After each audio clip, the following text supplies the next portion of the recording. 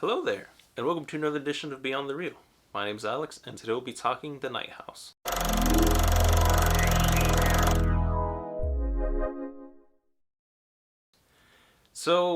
Real quick, let me say that I remember watching the trailer for this in theaters, and I remember I was thinking like, oh, I'd probably watch that, but I didn't really know any of the names attached to it, with the exception of Rebecca Hall, who I think is great. So I completely forgot about this movie because I'd only seen the trailer in theaters, and I remember seeing the poster at my local theater, but then I just completely forgot about it. And then I was making the rounds on social media, and I saw that it was already out. So I was like, oh, and it has already been out for a while. So I had to rush to go see it. And let me say that I really enjoyed it. It was a mixed bag for me, but I really did enjoy it. So, quick rundown of the plot. This film centers around a character named Beth, played by Rebecca Hall, who just loses her husband Owen, and she's grieving the whole film, and she begins to discover stuff about his. She begins to discover some of his secrets. So this film centers around Beth, played by Rebecca Hall, her friend Claire, who I really liked, especially uh, towards the end, and I really liked that relationship that they had. It was probably my favorite out of like all the relationships between characters. I think this was probably my favorite. And of course, her neighbor named Mel is also present. Her husband Owen, and there's another one that I won't talk about because I feel it could possibly be a spoiler, so I won't mention it. And yeah, that's basically your cast of characters.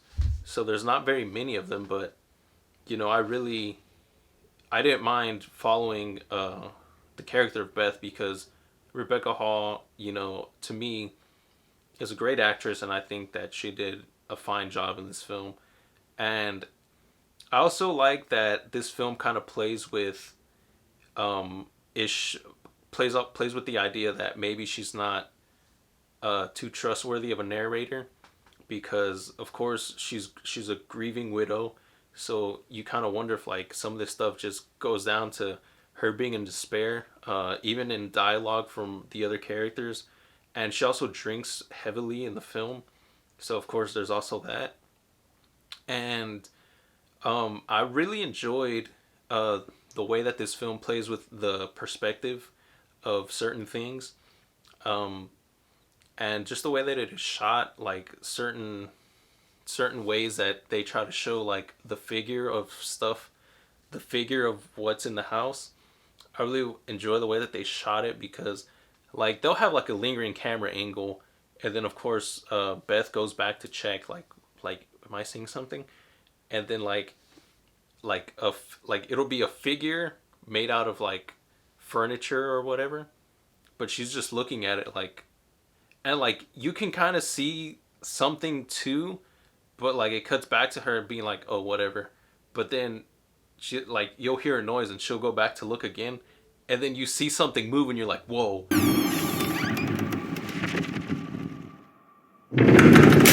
And also I really like the way that they managed to build that atmosphere of tension because I was very invested in this film, and I was kind of on the edge of my seat because it was, for me, it was a big thrill ride, and I was very invested in the story because it seemed like they would try to set up.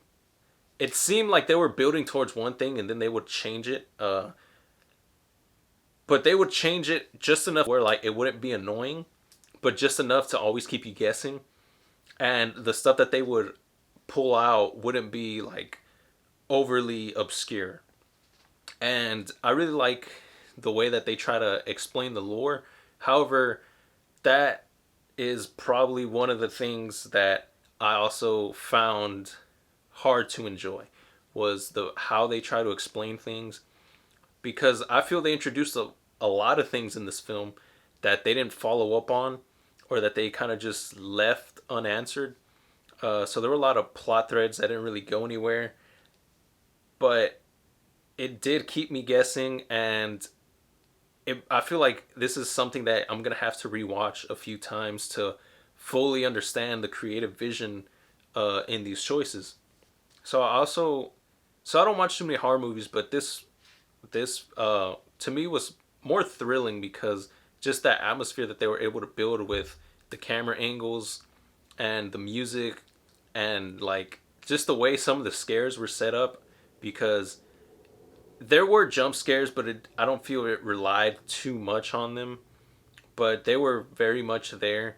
But just the way that Beth will react to certain things, and there's a lot of close-up shots, so you can see that raw emotion, and just the music that it's not very loud, like it's very faint. The like original music, the original score is very faint, but you can still very much hear it, and you kind of get this feeling that something's gonna happen, and you're just waiting for it to happen. And like I feel they really did a good job with building that tension, and the story very much kept me interested, and I was very uh, excited to see where it would go. And by the end, I wasn't. I don't feel they answered everything. So the ending is very much, well. This film as a whole is very much open to your personal interpretation. So some people like that kind of thing. Um, Me personally, I'm still on the fence about it because I feel um, a lot of this stuff needed more explanation. So in the future, after I rewatch it a few times, maybe I'll do another video about my interpretation. But for this spoiler-free review, of course, it doesn't have a place here. So to wrap things up, I recommend that you go watch The Night House because I don't watch too many horror movies, but this was a breath of fresh air uh, in terms of horror movies that I've personally seen.